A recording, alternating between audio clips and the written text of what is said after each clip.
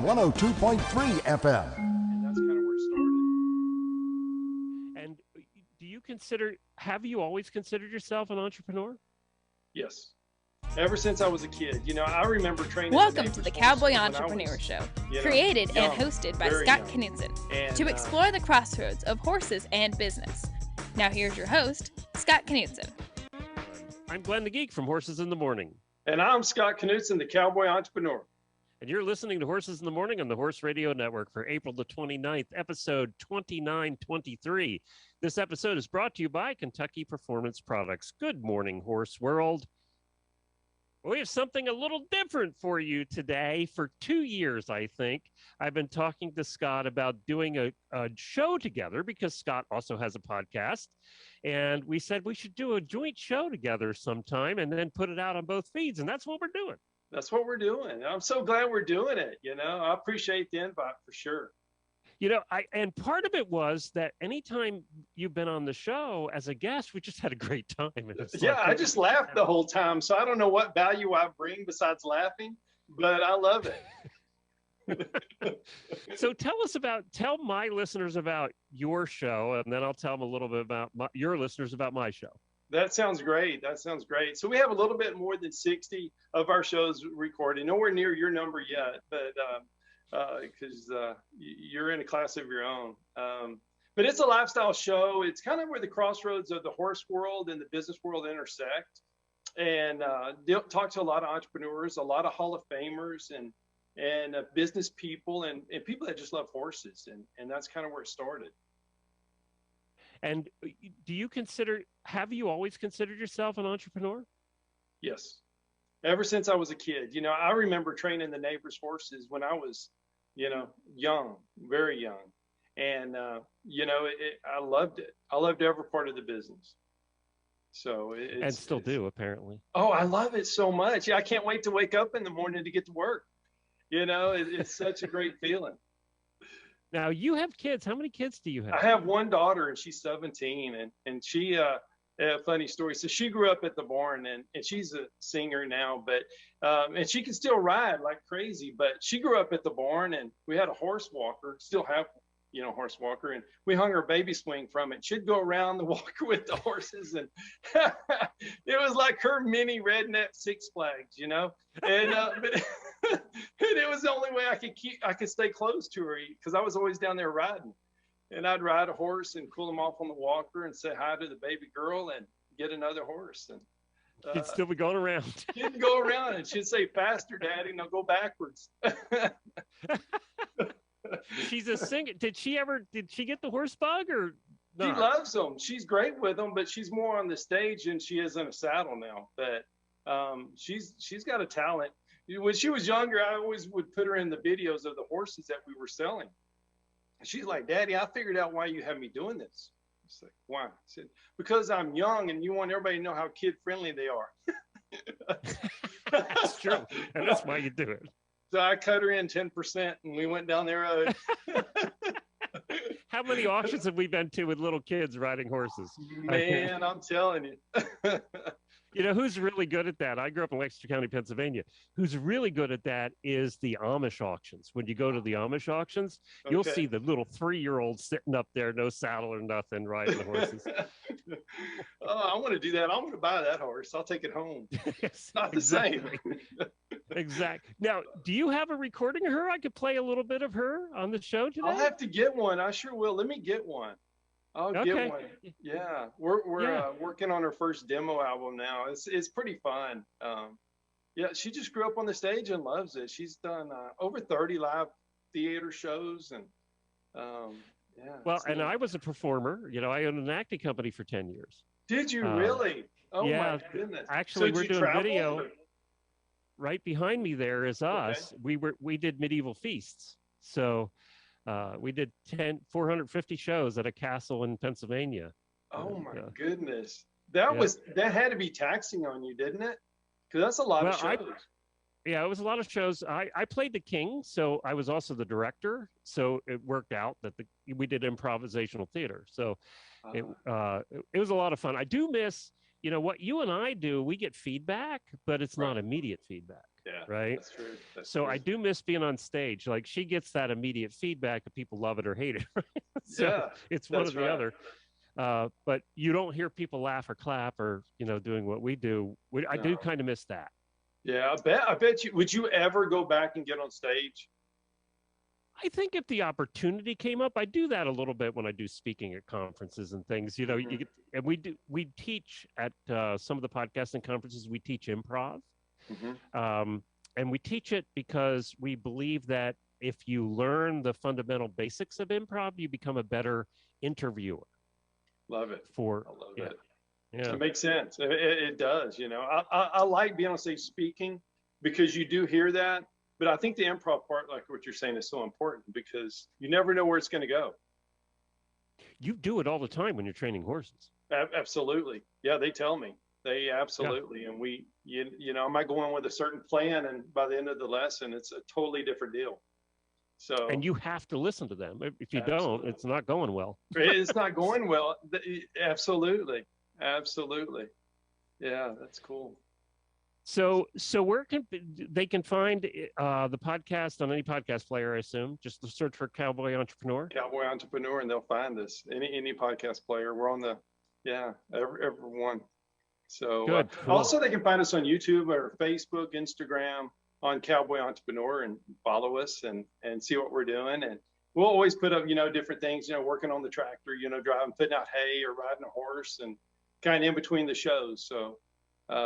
But we love the lifestyle. We love the people. We love the interaction when somebody actually messages us or something on Facebook or Instagram. We always respond pretty quick, because if they took time to message us, I want to make sure we respond in a timely manner.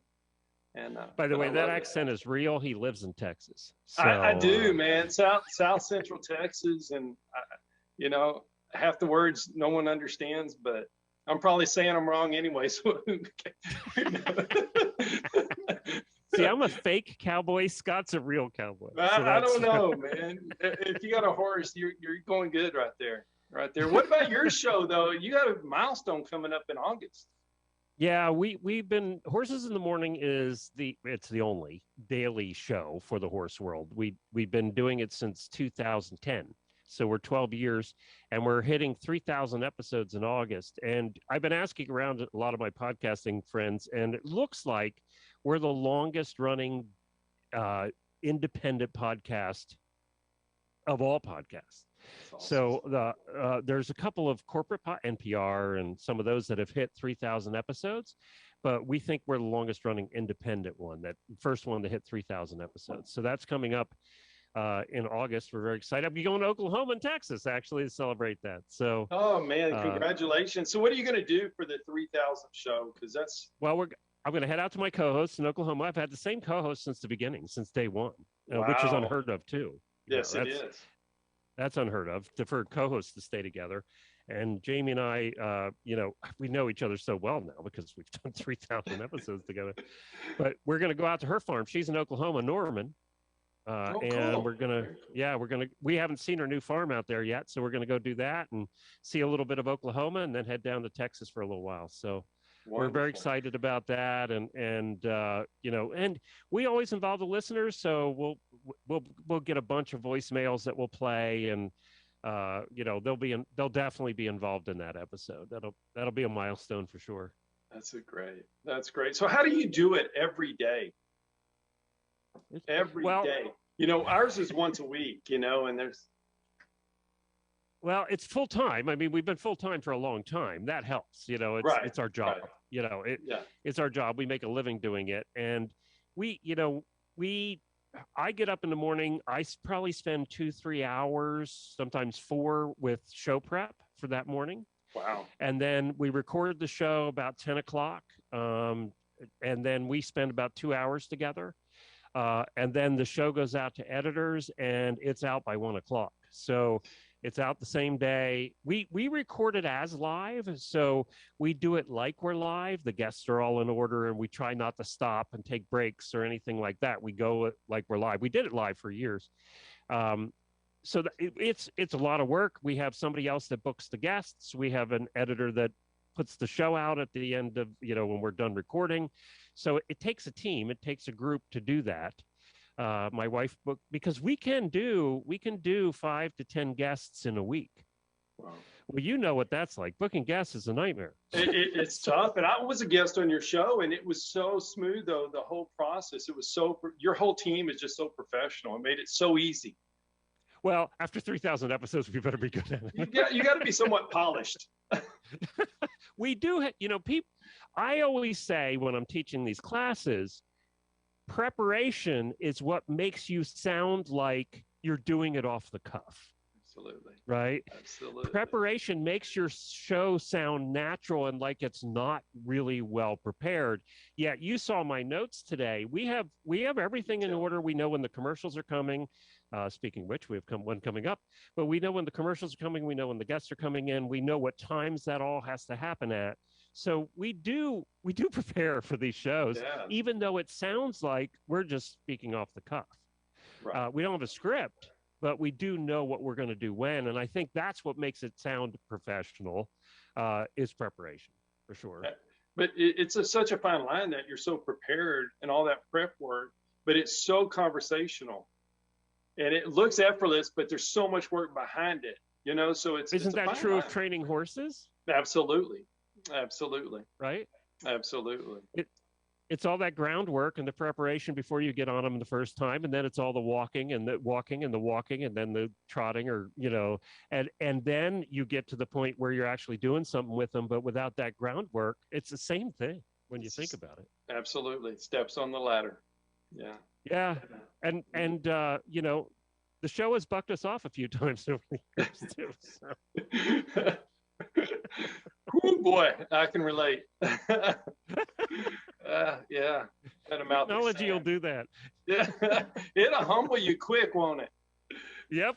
Oh my goodness. Hey, so you had somebody helping put this together today. Yes. And tell us who that was. Elizabeth McCall. First off, she's a dear friend of mine, but she's our publicist, she's our media consultant, and she's really helped so much in connecting us and putting the show together. And she's just a great person. But she kind of played a trick on us today when you really think about it. We have these two old cowboys. Yes. She put the guests together today. So these two old cowboys, guess what we're going to be talking about today? Breyer horses. Yeah. You and I together. Yeah. I love it. And it was so good though, it was, yeah. I don't even know what to say, but I love what they do for our industry for sure. It's great. And some of my fondest memories were buying those horses with my daughter for sure. But how many had broken legs, by the way? They always seem to have a couple of probably all of them. I'd say the majority of them,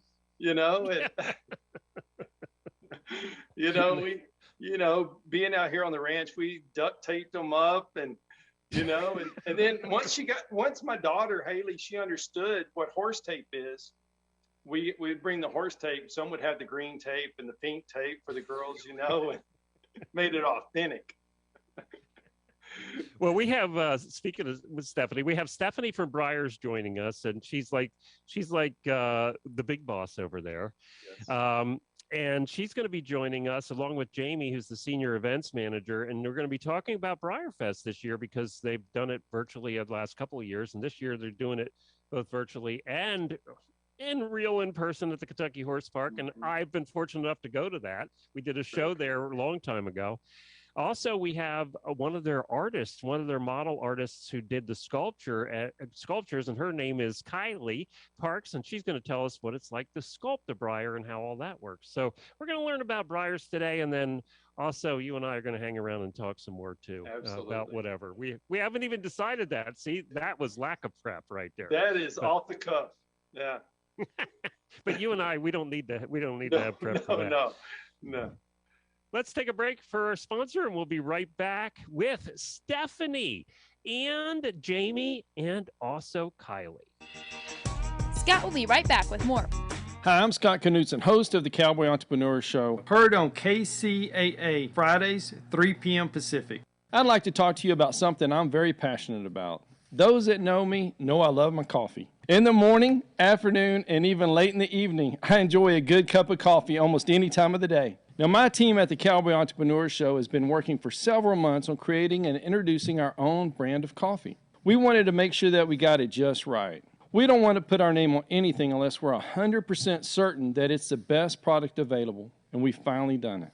We have created a wonderful line of coffees, 13 fantastic flavors offered in whole bean, ground, and K-cups. Any way you like to brew your coffee. Now, each of our coffees carries our brand, the very same brand that we put on our horses, our trailers, and our chaps. So you know that this is a quality product. And we only use 100% Arabica beans, the very best beans available. Just listen to some of these wonderful blends and flavors. Jamaican Me Crazy, Honduran San Marcos, Chocolate Cherry Amaretto, Breakfast Blend, and my very favorite, Haley's Blend. A coffee so good, we named it after my daughter. You can order these coffees today by going online to javacowboy.com. That's javacowboy.com. And if you order today, you can get an extra 10% off your final purchase just by entering the promo code COWBOY on checkout. Remember, that's promo code COWBOY for an extra 10% off. Just go to javacowboy.com to order your coffee today. Well, Jamie and Stephanie, it's good to see you. Stephanie, it's been a long time. I'm so happy to see you again. It's wonderful to be here. Yes. Breyer, I'll tell you what, I own Breyers. I want to just point that out here for especially all of my listeners. I own Mary Phelps's little gangster ponies right here. I'm showing them on the video. I own the little gangster ponies, and they're the cutest things ever. So I'm so I actually got them from her, and I think they're signed on here somewhere. So they have her signature on them. Well, if they're not signed, you can go see them on May 21st at WEC at the World Equestrian Center. She's going to be doing a driving demonstration, and all 4 ponies will be there, so you can get your box signed. Oh, there you go. That's cool. That's cool. That is so a popular well set of ours with Tony DePony and Bugsy Maloney. Bugsy Maloney, yeah. Kids love them. Love that. Love that. I used to get them for my daughter, here. but they never stayed in the box. They were all over the place, but that was great. Were the legs broken off? You should see my floor of my office. It doesn't stop as you go up. Love it. Nope. So you guys, I mean, we did BreyerFest. We actually did a show from BreyerFest, and Stephanie probably remembers this, but it was in 2012. It's 10 years ago already. That is so hard to believe. I mean, time just goes by so fast. And then even most recently, of course, with COVID, we had to switch to a virtual format. And it's hard to believe that was 2 years. And now we're back in Kentucky for what we're calling a hybrid event, which is a full on-site BreyerFest. And then we'll have a whole virtual event happening at the same time, being broadcast live from the park. And cool. When is it? What are the dates, Stephanie? It's July 15th through the 17th, right, Jamie? And Yes. It is at the Kentucky Horse Park in Lexington. And so we'll have basically hundreds of live horses, lots of demos going on. We're going to have a big trade show for shopping. There's going to be workshops and seminars. In fact, Kylee will be teaching a workshop. Awesome. We have stablemates painting and a whole variety of activities, including model horse showing, which is a thing. You can win ribbons and trophies even with your model horses. So something for everyone. We try to build it as a real family festival. Amy, your fans they're not just fans, they're rabid fans. If we They're had very them tested, passionate. they would test positive. Let's be honest. They are. And my wife actually used to, when we had our tack shop, she used to paint. She used to get the blanks or whatever they're called, and she used to paint them and sell them at the tack shop. Nice. So, yeah. So I was very familiar with Breyer from I married into it, basically. Very good. How that Very worked. good. Yeah, our fans are fantastic. I mean, they operate so well in sort of the online world. So virtual was actually really interesting to do and host that way. But they're so looking forward to getting back to Kentucky and being together as a community, and really having that back together feeling that we're all so desperately missing. So we're all really, really excited to be back in Kentucky. Scott, they always have like a headliner By the way, guys, I met, and she's a good friend of ours now, and she's been on our show 100 times, is Templeton Thompson because of BreyerFest. Yeah. That's how we met 12 years ago, because she had she went there and sang, and that's how we met. It was all those years ago. So, is there a big headliner? Who are the people coming in that are on the poster? Yeah, so we have every year we have a celebration horse that's sort of like our homecoming king or queen. This year we have a German riding pony by the name of Nicholas, and Stephanie, I believe, has his model there. Yes, for those who are watching, here is our beautiful buckskin German riding pony, Nicholas. He's a brand new sculpt, and it was actually done by a German artist, Brigitte Eberl, and she'll be at the event. So it'll be really exciting to have the pony there and the sculptor, so people can get their autographs signed and meet Nicholas. They call him Nico. And his barn mate is actually also a Breyer, Avatar's Jazzman. So his owner his trainer has both of them coming this year. Be really cool. Very cool. Yeah. Scott, your kids had Breyers? Yes, they do. Yeah, my daughter loves it. Ever since she grew up, every time we were any place they sold Breyers, we were getting a Breyer. It didn't matter. And she loved, I don't know if we had more horses in the barn or in the closet, but we had them everywhere. It's so much fun. So what do you see as far as the people that go to Breyer or that buy Breyer horses? Do they have actual horses, or is Breyer their way to the horse world? It's a big mix. I mean, Stephanie, I'm sure would agree. We have, at least at Briarfast specifically, there's at least 50% of our crowd just loves Breyer and loves horses, and maybe they can't ride as a kid, or they didn't have the means to get, or they don't have access. And Breyer's their way to be involved in the horse world and have that equestrian connection. And then coming to Briarfest kind of brings it full circle for them. And then the other half are, quote, real horse people, and they have that experience and, have the access to horses. But we really love that all of our fans have kind of both sides, and we get to talk to all kinds of different people that just love horses and, want to be involved in some way. I love it. And Stephanie and I were talking about it. It's such a great way to get people involved in the industry and bring them into the industry and learn about the industry. Yeah, we've found that a lot. Sorry, Steph. We found that a lot with our virtual format and going into this hybrid format for BreyerFest. So many people that can't make it to Kentucky or haven't been able to make it to Kentucky were able to join us online, and same will hold true for this year. So the reach of BreyerFest has grown so much, and Breyer in general, because of the last 2 years and how much we've been able to do virtually. It's been a really cool way of bringing more people into the industry. Scott's right too. One of the things when we talk to people and we talk to representatives from the various associations, Scott, you probably have the same thing. The biggest complaint they have, every horse association, every breed association, every sport association, it's youngsters coming in. They have less and less of them, and their membership is aging out. So they're decreasing membership. And it is a big concern. It's something that everybody's concerned about. So you guys are actually one of the groups that's really helping bring the excitement with kids, and hoping that they go from this. I'm holding up my Bugsy Maloney, and then go out and get a real pony. That's what we're hoping. As an industry, we need that. Yeah, that's exactly it. And one of the cool things about BreyerFest as well, and Jamie, you could talk to the variety of all the different breeds that we represent and some of our special guests this year. Mm-hmm. Yeah, we have everyone from Blue Roan Clydesdales, we have Morgans, we have Welsh ponies coming, we have a Frisian Appaloosa, Danny, who is our celebration horse from 2021, is joining us on site. She's this big, beautiful spotted wonder. She's awesome. We have Icelandics. The Blue Roan Clydesdales are bringing a baby, which is very fun. Oh, big, cool. fuzzy blue baby, which will be really, really cute. Kylie's got at least one baby at home. So, yeah, we try and represent. We have a huge saddlebred group coming. So we try and really have all of the breeds represented as best we can. Obviously, this year being Germany, we have a small focus on some interesting German breeds.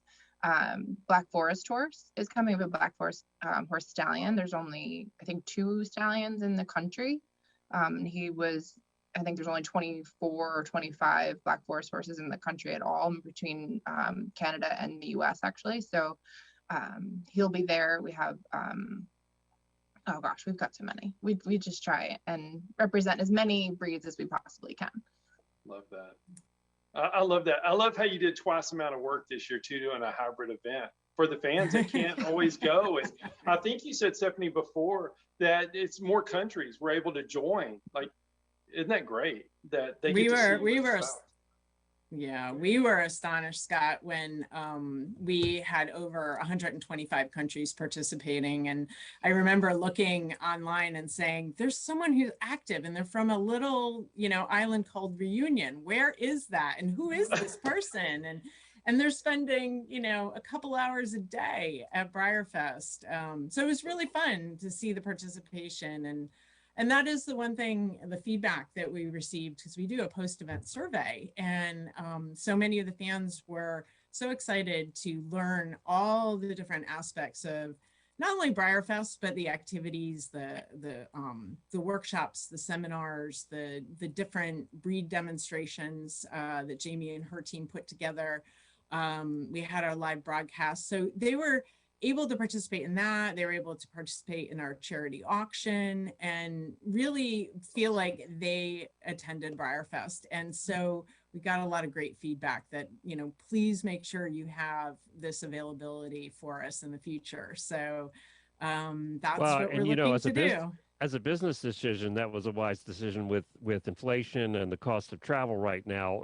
It was a wise decision to do that. It turned out it was, a doubly good decision. Hey, yesterday on the show, we had some pin hookers on. And Scott, I finally understand now what a pin hooker is after, all of these years of talking about them. I think I got a good idea now. But they both were at the sale here in Ocala, and they both had $1 million horses sell. One of them was bought for $200,000, sold it 6 months later for $1.3 million.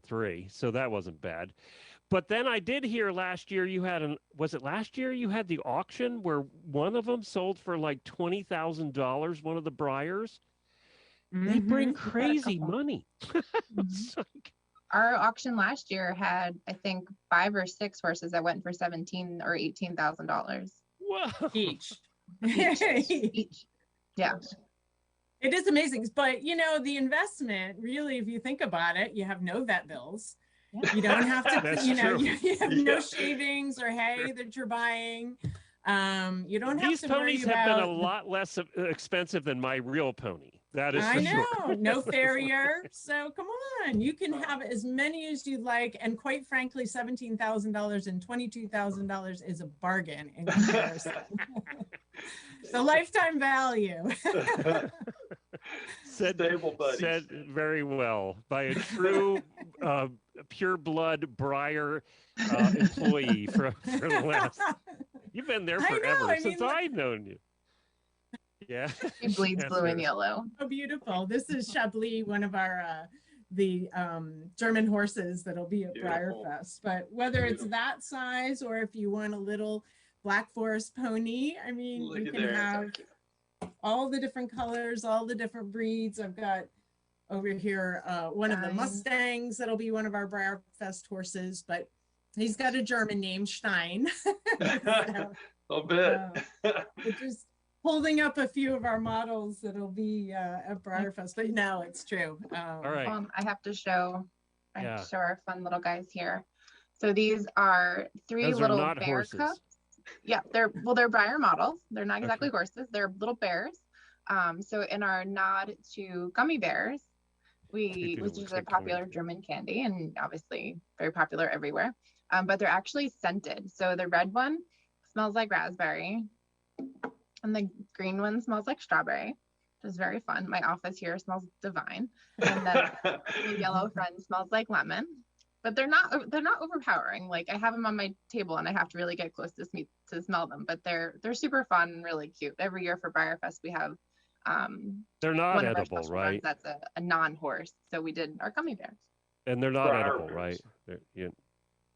No, they're collectibles.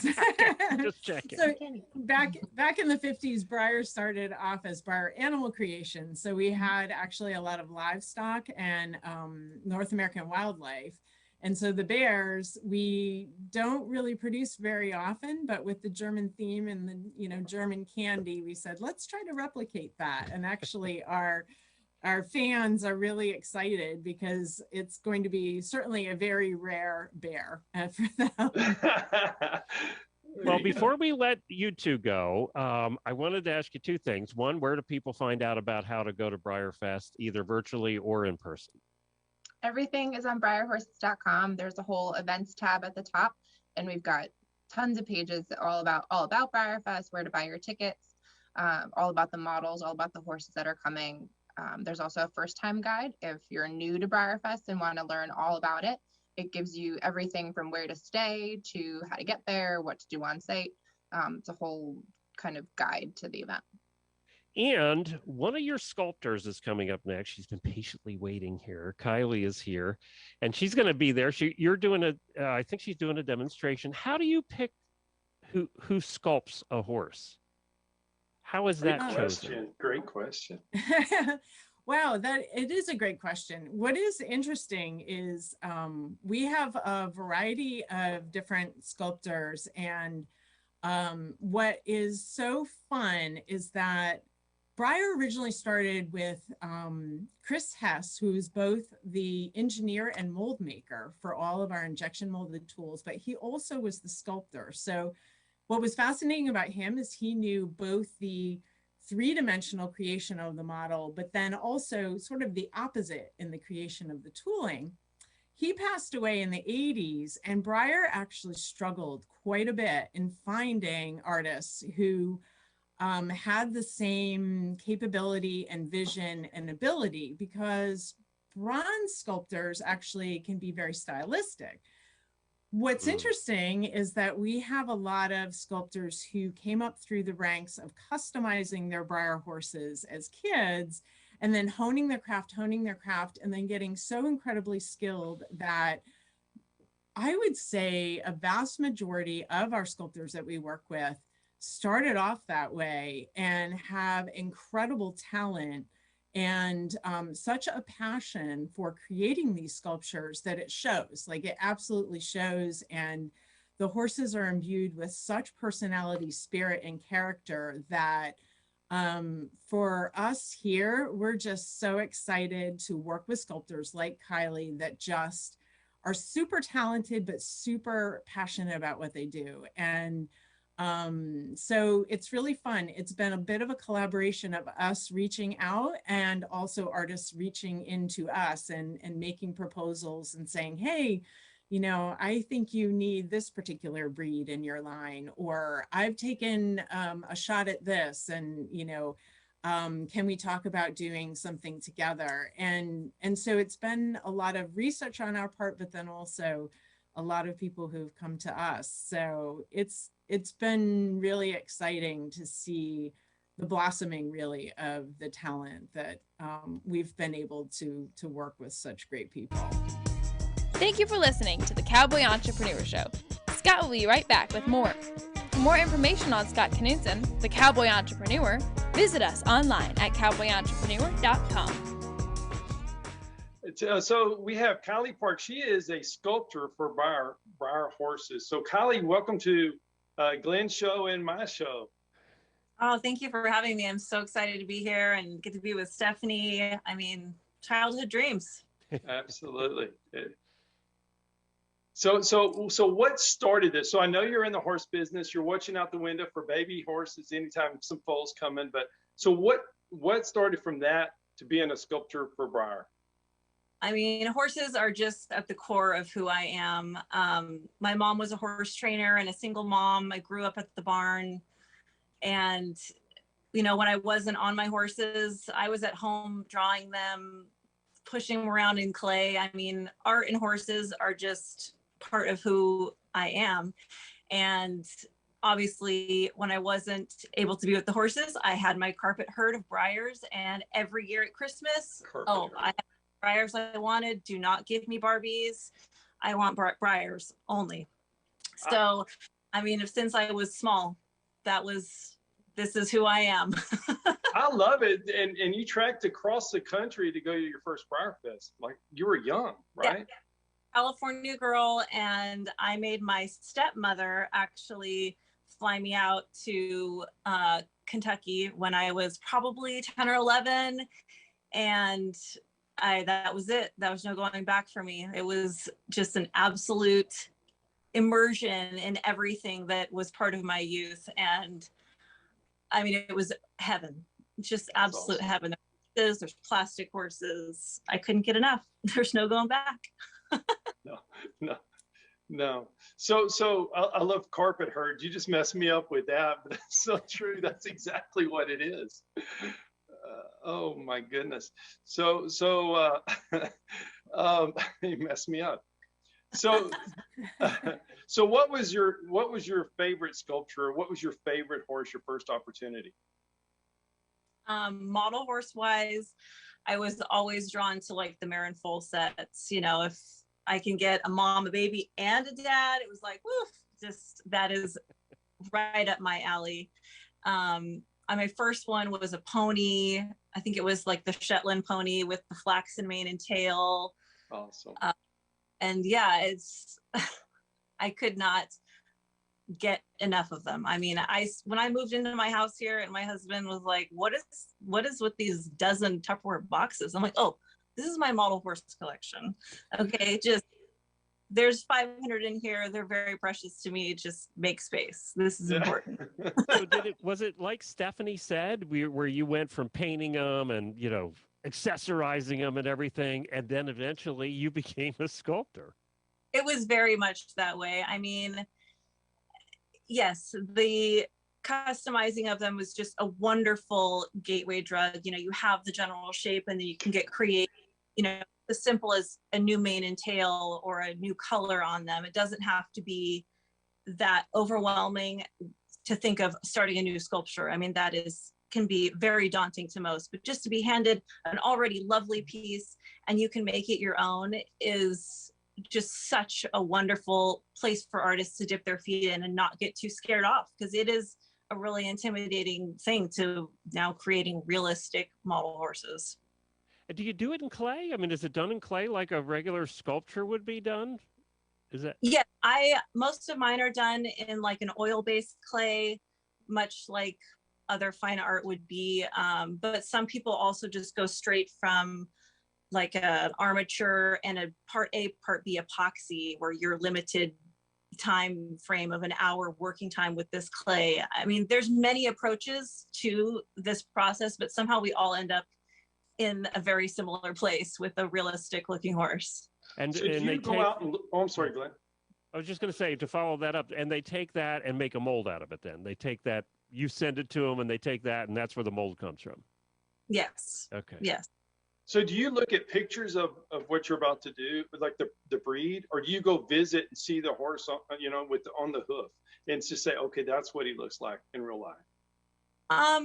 It's a combination of both. If I have access to that breed, you know, I certainly will do my best to go and do as much research as possible. But the internet is a beautiful place, and honestly, you can get slow-mo videos of the breeds you want us to see. The imagery, I mean, with the high quality photos nowadays, if you don't have access to a real horse, it is not a limitation. Absolutely, people who live in the city and are creating some incredible pieces. So the internet has connected us and made our jobs a lot easier. I love it. Troubadour is a Morgan horse. That's one that you did, but that's not after a specific horse. That was more about the breed, right? Yes. Okay. Breyer reached out to me and wanted, you know, an old time style Morgan, and to be able to create such an iconic Americana piece, the American Morgan, was such an honor. And it wasn't after a specific breed, but we had discussed a pose that I think worked out really well. He can wear saddles and, you know, just absolutely has that heavy bodied classic Morgan build that we all remember as a kid in the book. and everything. And people, forget that in the carriage times, Morgans were one of the most prevalent breeds in the late 1800s, early 1900s, because they used them for riding and driving. And being a carriage driver, I know all this stuff, but they were perfect for that. I mean, that's what they were built for. Yes. Yeah. So I hope to create that versatility in this piece. Both, he can wear a harness, he can wear tacked up, just be in hand, all the important things, cover all our bases, just like the versatile Morgan. Mm. And it's Stephanie in the video here. You have it, right? I do. I have the packaging right here of Wow. Troubadour. And the back of the package shows Kylee with her sculpture, as well as some of the sketches and early clay. So it tells the story of how this horse came to life. And then also I have the real model right here in this beautiful dappled splash pinto pattern, which is just stunning. He's just, yeah, this is the kind of horse you definitely would want in your barn. That brings up a question. Does the sculptor then do the paint, decide on the paint color? Yes, Yep. Go ahead. All right. Yes, I got to do the paint work on that, and it was so fun to, think of something out of the box. I mean, I hope Stephanie will go into a little bit more detail as to how the Premier Club's colors are selected, as far as, really challenging our overseas painters to create something really special for that first model. But yeah, I loved trying to figure out something that hadn't been done and make it my own, but that also would really convey the, bring life to the sculpture and make collectors happy. At the end of the day, that's what it's all about. Absolutely. It's beautiful. How many, Stephanie, I have to go back to you because I have a question I've never asked you in all these years, is how many can you produce different Breyers? I don't care, just total Breyers in a day. Like in the factory, how many can be produced?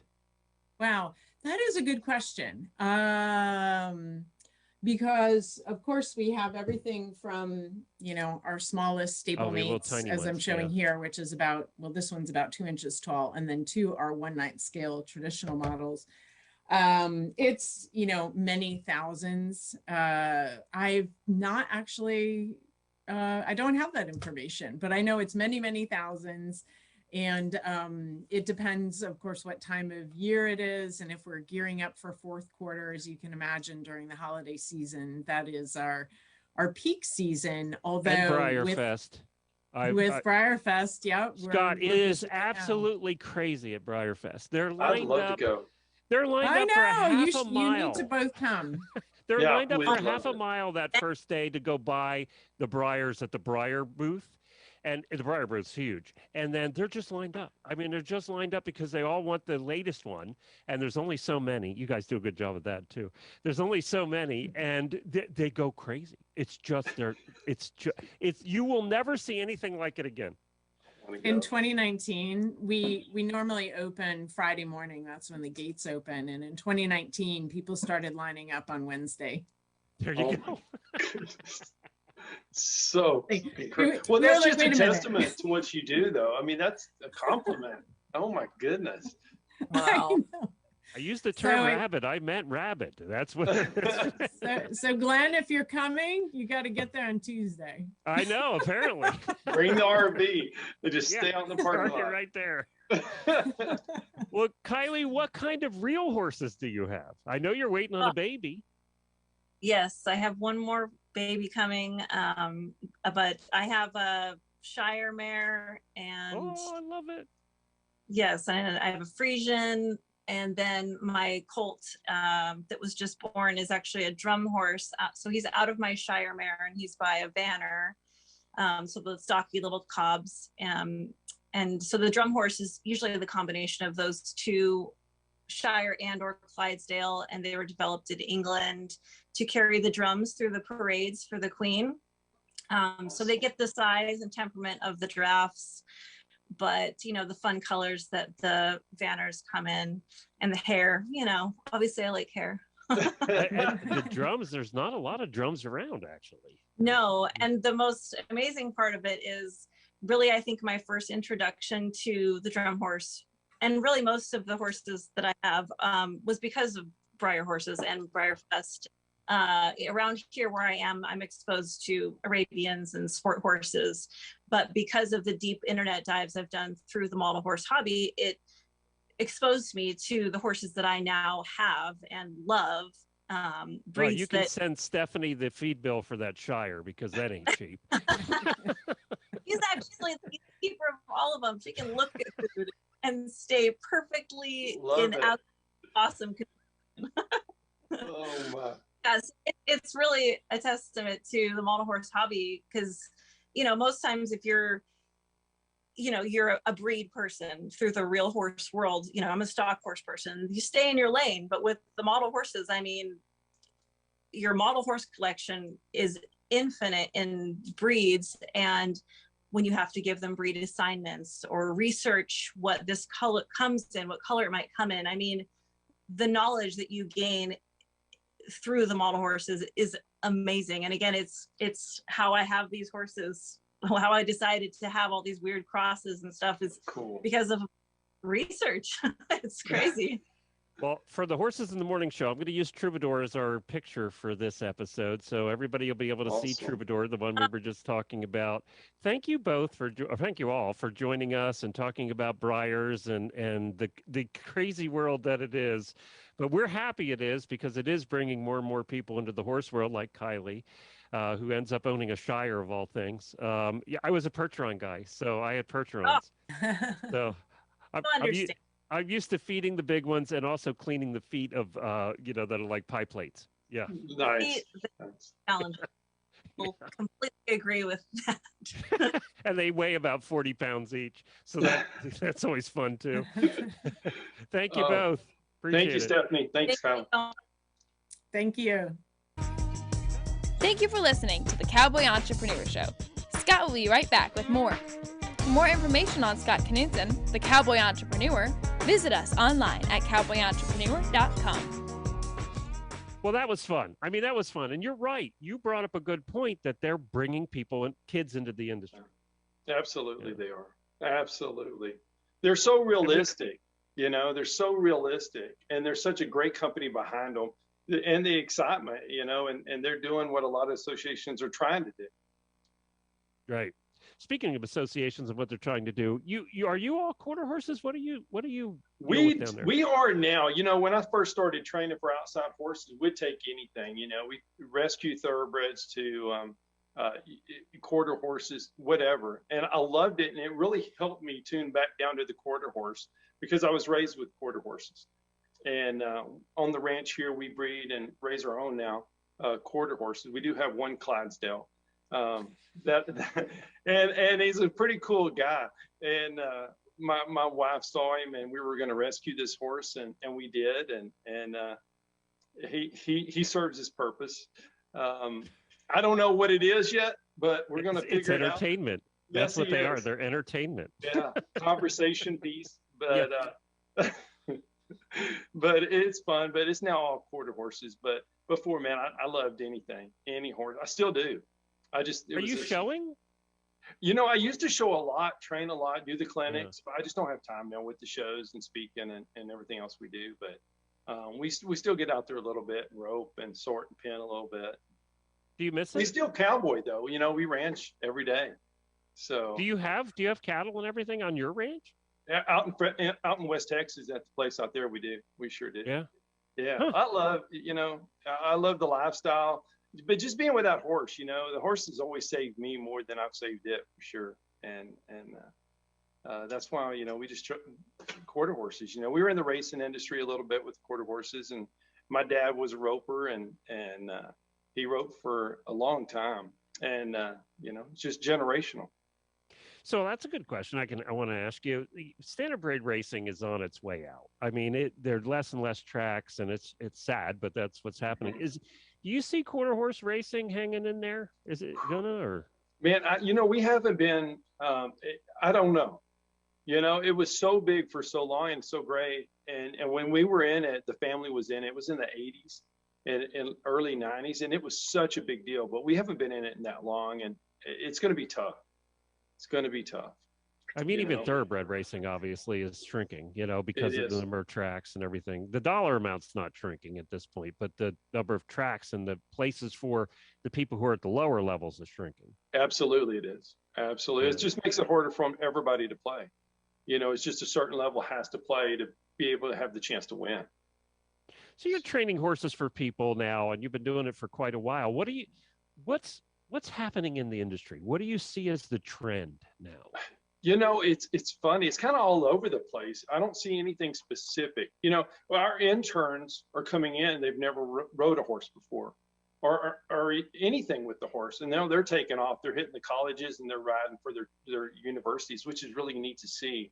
As far as the trend between the breeds, it's just they kind of waffle back and forth of who's the most popular, But with the quarter horse, I think they're trying. The American Paint Horse Association, they have the new offices in Fort Worth. They're doing a great job marketing the paint horse around the world.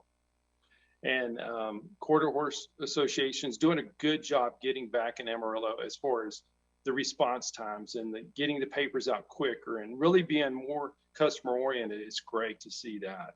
So I see them being more customer oriented.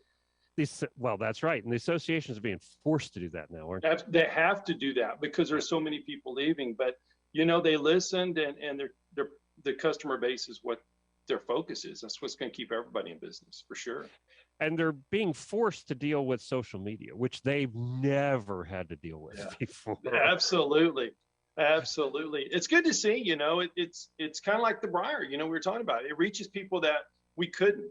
Or they don't drive by a horse place and want to go take lessons because it's kind of intimidating. To drive up, see a bunch of people on horses, you never even saddle one up, Right. But you start watching the videos and seeing social media and seeing who you can go to, it brings people in. So that's helped us. What have you learned doing your show? How hard it is, and 3,000 is a big number. You only have 2,930 to go. Oh my! I can't even count that high. It's a lot of work, but I love it. I love talking to people and meeting people that I would never have done, just in a normal day.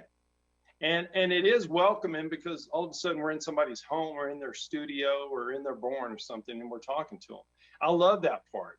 And, we really try and do our podcast. So when someone watches it, whether they're a novice or experienced, they can enjoy the show, at least one part of it. And I love it. It's a lot of hard work, but we make a lot of friends, so it's worth it. Well, that is you, and you get to talk to people you would never talk to. Absolutely. Like I'd have never met you. No.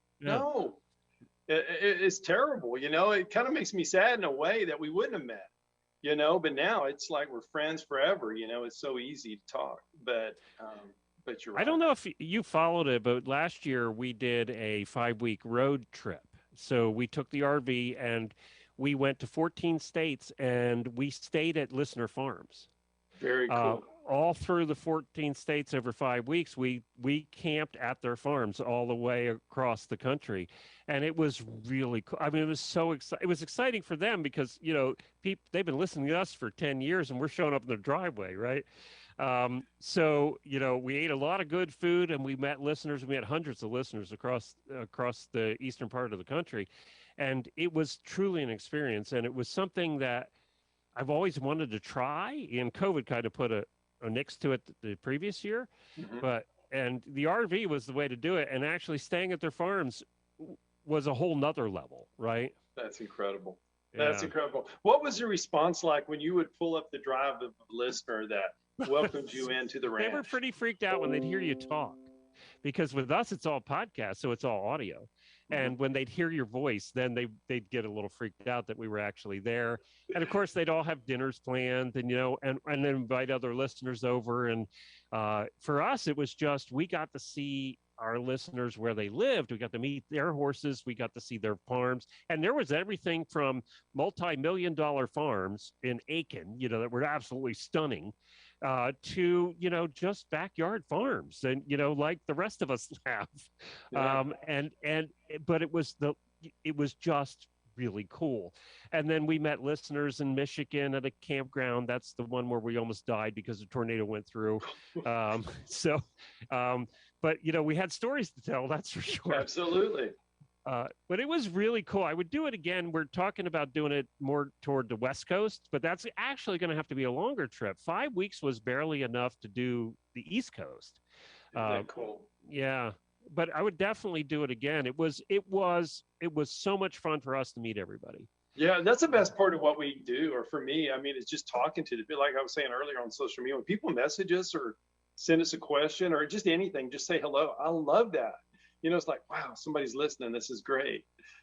Well, and you learn, we have such a diverse, you do too. We have such a diverse group of listeners, everything from professional riders down to somebody who has a horse in the backyard that hasn't ridden in 10 years, but just loves hearing about horses. Yeah. So it's just a little bit of everything. And that really was evident on this trip. That's where we really learned that we have such a diverse group of listeners. And the other thing that we've learned over the years, and you probably have too, is they're all smarter than us. They're like doctors and scientists. And, I can't tell you how many doctors we stayed with. And I was like, why do you listen to our nonsense? I love that. What in the world? We think it's their downtime because listening to us, they don't have to think at all. Right? Yeah, in the real world, I'll be paying them sitting in their waiting room.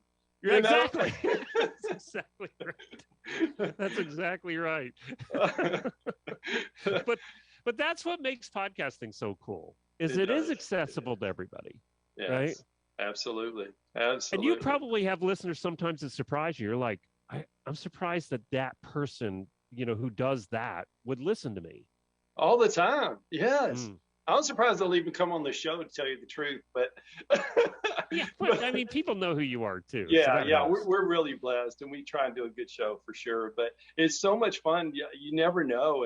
I saw your show and I liked it. And it's such a great feeling, but then you're like, man, I'm going to try even harder. Somehow I'm going to do something else a little bit better to make you want to come back.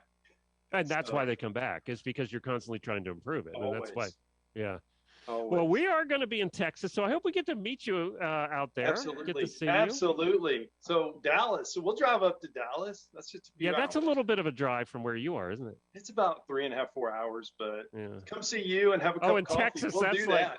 Texas, it's like next door. Yeah, it's not too far. Yeah.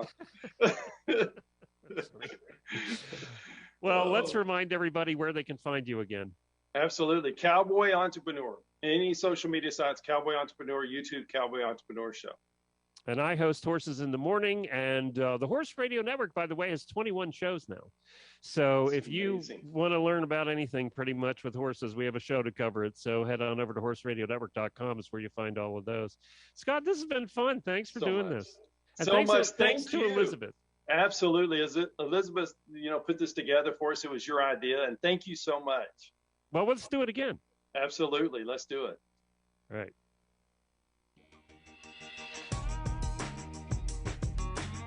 Thank you to all the great sponsors of the Cowboy Entrepreneur Show.